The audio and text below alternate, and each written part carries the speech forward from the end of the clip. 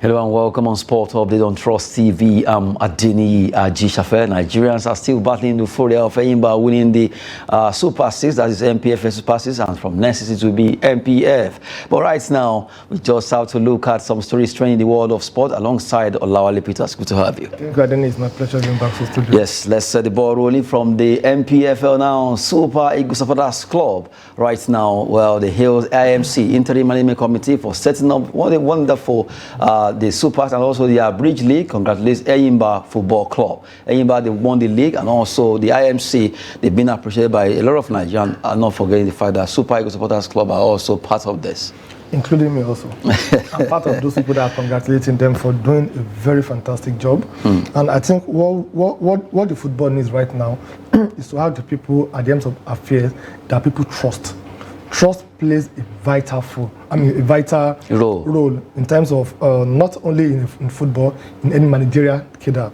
Now, the IMC, they've showed us that Nigerian Football League can really compete with others in other African countries, especially in Northern Africa, who have been dominating the football cycle in Africa. We're talking about Champions League, Confederation Cup, they are always dominating it. And what advantage do they have? They have infrastructure, and they have a management team that they are very proactive, not reactive like what we had before. When this Abridged League started, a lot of people condemned it. That it's not going to be okay, it's not going to be fine, but they stick to it, and they are doing something fantastic. They are communicating week in, week out. Whatever they are doing. So they are carrying people along. And that shows that the sense of ownership belongs to the club, that, oh, we are part of the team, we are part of the process. So that's why I think they've recorded a huge success. Now, we've seen what they've done by saying we're going to start the league at so date, and we're going to end it at so date. And it happened. So that means they work with their plan. So that means what happened last year, that they have to go and pick Kwara United just to meet up the CAF list. The CAF list. We're not going to have that this time around. Now, all the league will be ending by this month. So when they are starting next season, we are starting afresh with them. And there's no, how would I call it, hanky-panky when it comes to sanction that they are giving to the air clubs or the management team. Once you've done something wrong, in contrary to the constitution of the NPFL, they will just read the sanction code. They'll read it to you that this is what is stated, and the penalty will be given to you almost immediately. So I think the IMC, they've done a very fantastic job. They deserve what the supporters club are giving to them. However, they should try and improve on some of the lapses that they witnessed, because you can't be 100% perfect. There are some lapses that we saw during this just concluded MPFL. They should try as much as possible to do that. Then apart from that, we need more awareness when it comes to the Nigerian Professional Football League, sincerely. And if you look at the stadium, it's always scanty. So that they need to really do. We will not stop saying this. Government they have more than enough that they are dealing with. They should try as much as possible to release these clubs, to allow private individual investors to come in and take it as a business. By the time they start seeing it as a business, you will see that the field will be jam-packed in the sense that most of them will come in to do business. Retail, MSME, they will come in to transfer their livelihood. You see people, when we have a jersey, if I ask you, you're going to tell me no, so I'm not going to ask you that. You can ask, go ahead. I hope it's not about Arsenal anyway. No, it's not about Arsenal. That one, we'll come back to that later. Okay, the question is, have you ever seen a Nigerian club jersey the way we are seeing that of Europe? Of course, really. We really need to celebrate our own. So what do we need to do that? By the time they give it to the private individuals to manage, this issue of the jersey will come into play. We'll start seeing people wearing Shooting Star, Raymond Star, Eyimba, and the likes of that. And when you are doing that, you are providing job opportunity for people. You are improving your own economy. Just like we had in the music sector. Before, it used to be foreign music. But now, I can't even remember the last time I listened. A lot of people don't even know if they exist anymore. They don't exist. The foreign music. What they did there is they review what they are doing to make the best out of what they have. And I think the Nigerian Football Federation also, we can look into this also, so that the football, which is the beautiful bride of the sport, can gain the momentum. And Enyimba, I think they deserve it.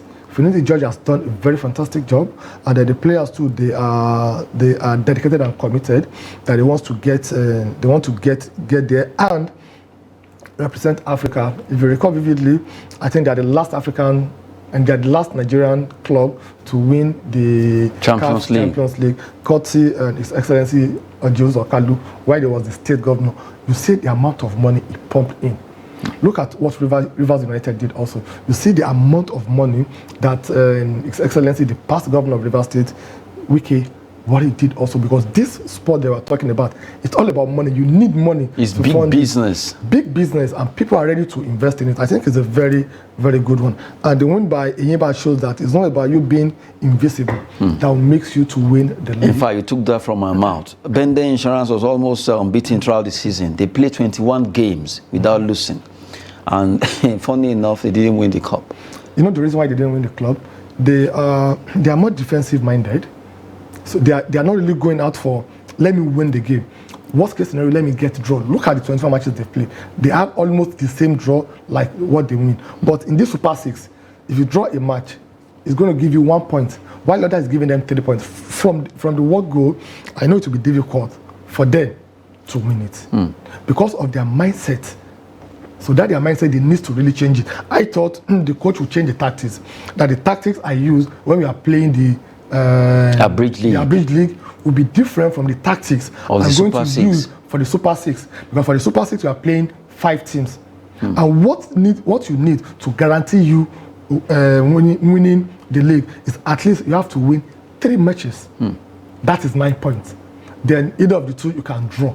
Not that you lose, you draw, you think you can't. No, it's not going to work that way. So I think Enyimba, they deserve that, and Finidi George, he has done a very, very, very good job. That shows that our ex-footballers, they still have a role to play. If you look at England, for example, most of their ex-footballers, what are they doing now? Either they are going to coaching or they have been doing pundit. It's either of the 2. And based on that, most of their followers, they are interested in following them, to know what they have to say, to know where they are coaching. That is what is expected of our own ex-Super Eagles also. They should come back home, invest in the clubs, try to be a pundit, or they should upgrade themselves in terms of their coaching career. So we know that we have made a Nigerian coach, because I believe we have those that have what it takes to change the narrative of the Nigerian football.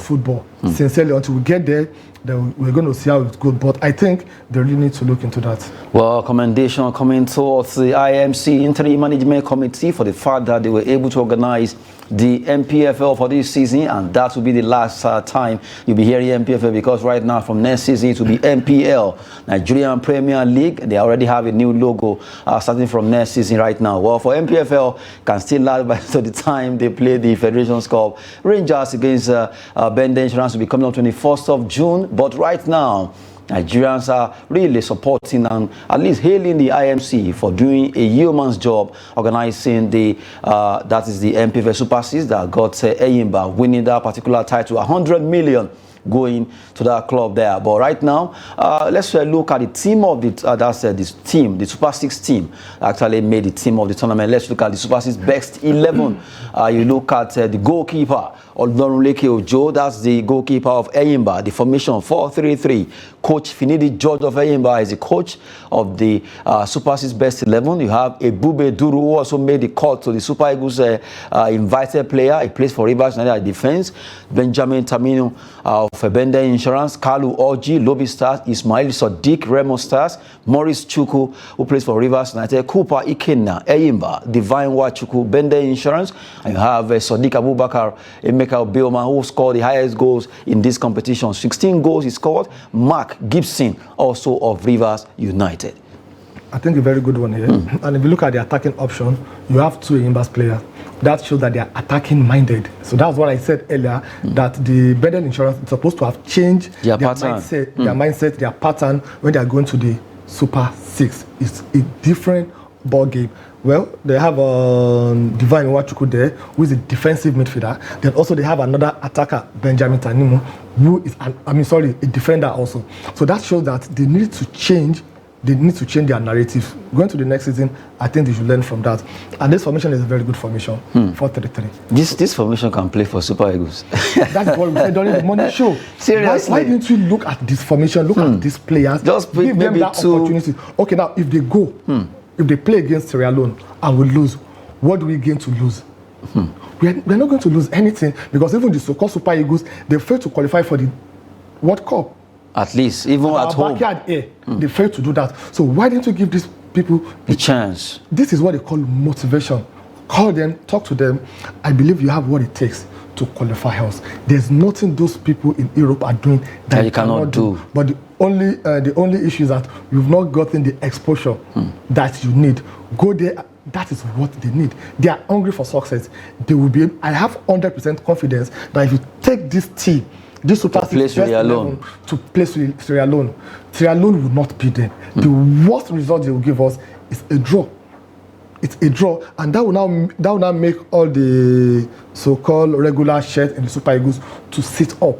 Okay, some guys are coming. Guys are coming for me. That's what they call revolution, and I think we need that in our Super Eagles. Seriously, we need that in Super Eagles. Looking at the Super 6 best 11 that made the squad there. Good one for the squad. And right now, we are looking at that. Now from there, let's move away from the Super 6. After all, Eyimba, they've scooped the 100 million, and the Nigerians are looking at what would they do at the Champions League alongside Remo Stars. Both of them qualify for Champions League. That is for CAF. While you have Rivers United will be joined by the winner between Rangers and Bende Insurance in the CAF Confederation. Away from there, let's go to the second tier of Nigerian Football League, and let's talk about their own promotion and also those things involved. And then Super 8 playoff, so 4 teams or 4 clubs will get promotion to MPFL. We have 8 teams already qualified for the Super 8 there. Kano Pillars, they are doing it fast. They are coming back straight up. Katsina United, DMD FC, Heartland, FC1 Rocket, EFCC, Abeokuta Stormers, and Sporting Lagos. So that's the 8 teams that qualify for the Super 8,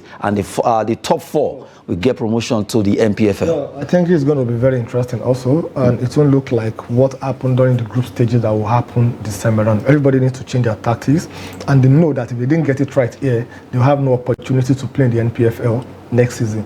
So I think Kano Pillars, they have what it takes, and their case is just like the case of Newcastle. When they went to relegation, they came back immediately. So that's what I think they are doing right now. That made them to be where they are currently. But however, the other underdog, like the Abeokuta Stormers, Sporting Lagos FC, EFCC, even EFCC, maybe before the match, EFCC will open some of their fights to them. I'll get them arrested. They fight with us. Oh my goodness. Okay, so I think Kano Pillars and Katsina United, they have what it takes to qualify back to MPFL. So, but the other two, I think it's going to be very difficult to determine who among them will qualify alongside my own pick, my own suggestion, my own opinion. That's Kano Pillars and Katsina United. Although watch out for Atlant too. Atlant really did well in their own group to qualify. Now, as you talk about that, let's also look at the NNL relegation playoff. 4 clubs that will be staying. Well, that is the playoff now. 4 clubs will stay here. Let's look at Sokoto United, Adamawa United, Hensad FC, Joy Comet, ABS of Ilorin, WC Champion of Abuja, Ikorodu City, and you have Idel FC. Among these 8 teams, 4 will actually at least can still stay in the NNL, and the other 4 will have to join the relegated teams. Okay, I think they will be more interesting than the teams that are going to the MPFL. Because these like people that are on the ground, they want to rise. So all of them are on the ground right now, irrespective of the names. We'll be hearing some names for the first time. Adamawa, Sokoto, ABS, FCW, Ikorodu City, but they have players. And the players, they really want to get that opportunity. They know the only way they can get the opportunity is qualifying or staying, not to go down the road. So I think that one will be very interesting. A good one there. And the last one about the NNL is the relegated teams. These are the teams that have been confirmed. Relegated from the NNL: Zamfara United, Police Machine Force Headquarters, Gateway United, Kogi United, Green Beret, FC Bede, Ibom Youth, and Go Round FC. Well, I don't know the name alone. What happened to Police Machine? Is it that there's no bullet again in there? I don't know. I don't know the reason why you call it. People have already machine. They've got their tactics. So I think it's well, that's one thing about football. You win some, you lose some. You go down, you come up, but that doesn't determine where you're going to be the next season. So I think they will go back to the drawing board to see the reason why they are relegated, to see what they've done wrong. Is it the fault of the players or the management? They look into that, and I'm sure they will come back stronger.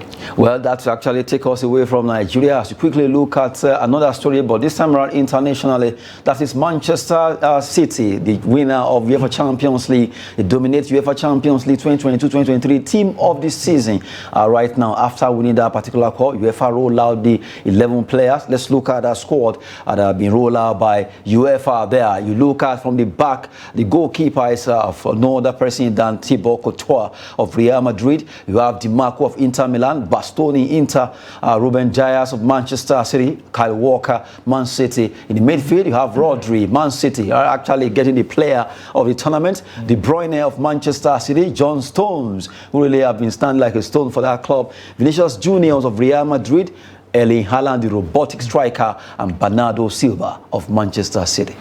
Oh, okay, 7 out of 11. So what do you expect? They really dominated that award. Yes, and it is well deserved.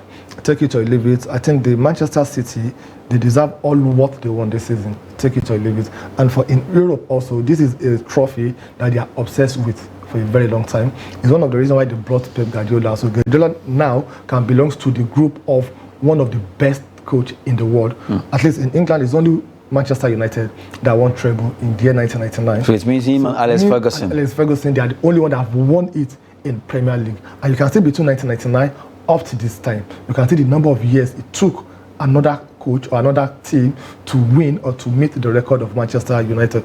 So I think it's a very, very good one. Then Stone, we have to give it to Pep Guardiola because he took that gamble by playing Stone in the midfield. Even in some of the matches in Premier League, he plays from the midfield. So that shows that he's playing more like a midfielder and at the same time an attacker, because when they need someone to fall back in the attack, so that means it's going to collapse. If they are playing 4-3-3, which Manchester City, they hardly play 4-4-3, they play more of 3-5-2. So when you're playing 3-5-2 and you're using Stone in the midfield, when there is need for you to defend, you change your formation, it goes to 4-4-2. So that is how you know a coach that knows what he's doing. You have 11 players that can rotate to play 3 different styles: 4-4-2, 3-5-2, 4-3-3. So that is the beauty of the game. I think he learned the mistake he made during Chelsea, during the final against Chelsea, that he plays a false 9. You can't play a false 9.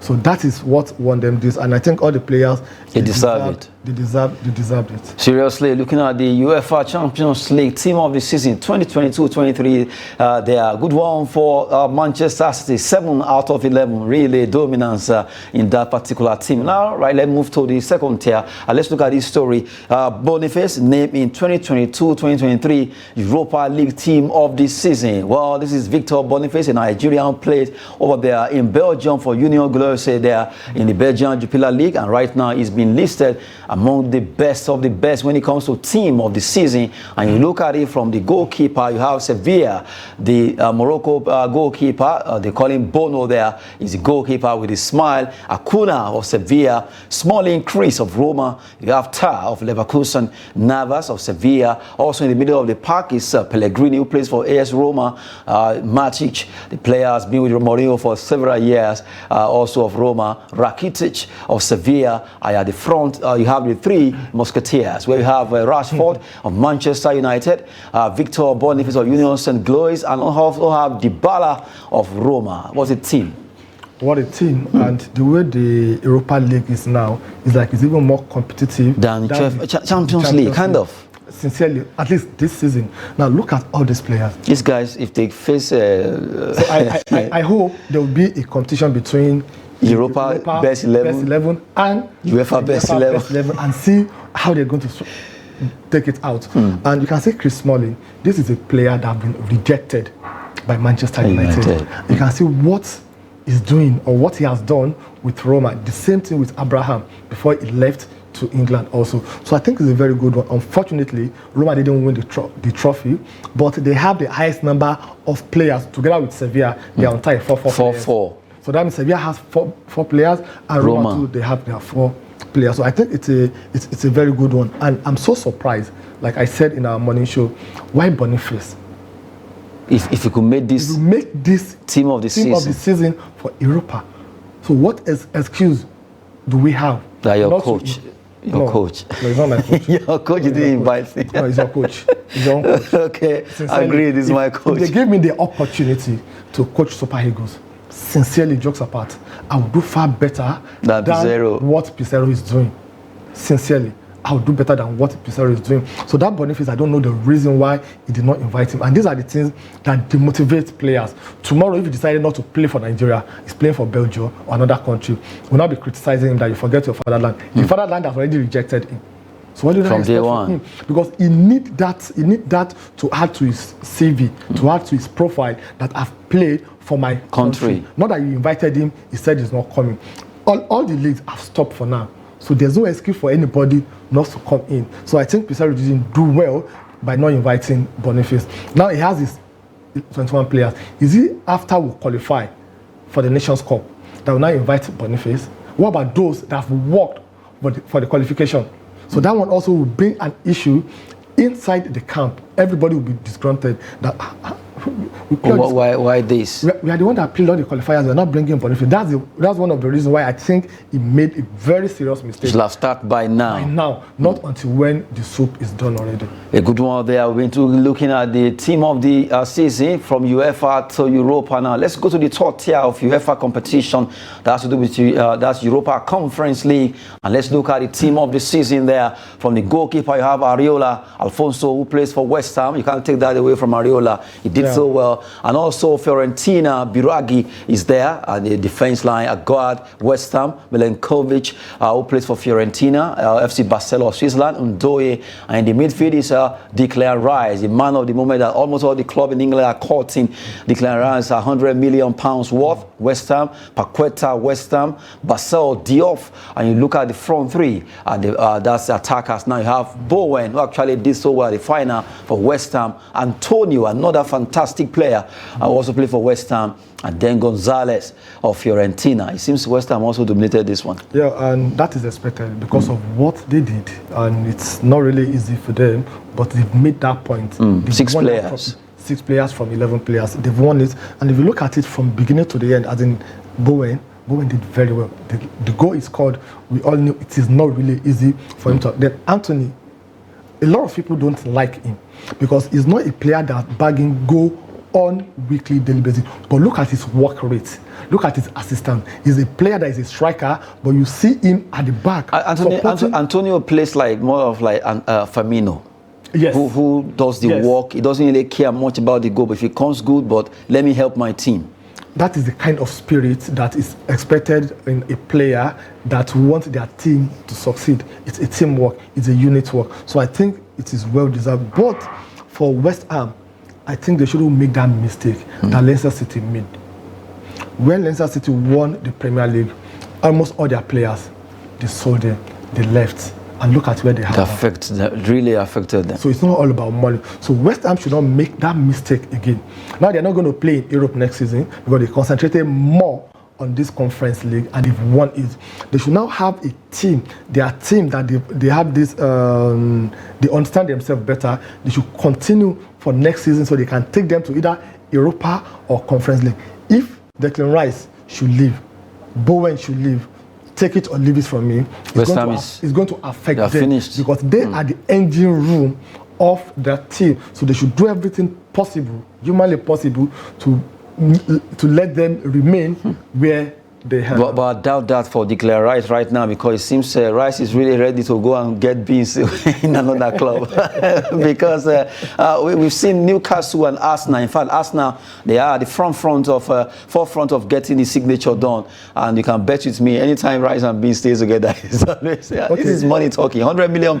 Yeah, it's not. It's a lot of money. But the question is, can Arsenal afford that? Your maybe. Arsenal that you know, yes. Can they take £100 million?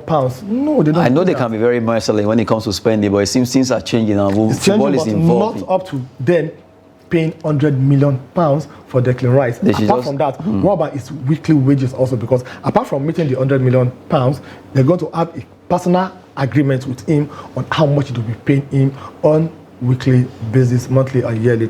I don't think Arsenal is that team that will be ready to, they're not wasteful in spending. So if it is Chelsea now, I think probably Chelsea will do that, but I don't think there's any motivation for him to go to Chelsea. Newcastle will be a fantastic team for him. They have the money and they have teams that are still growing.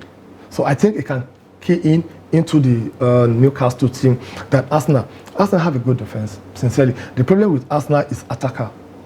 They don't have much. I've said it before when Gabriel Jesus went to Arsenal.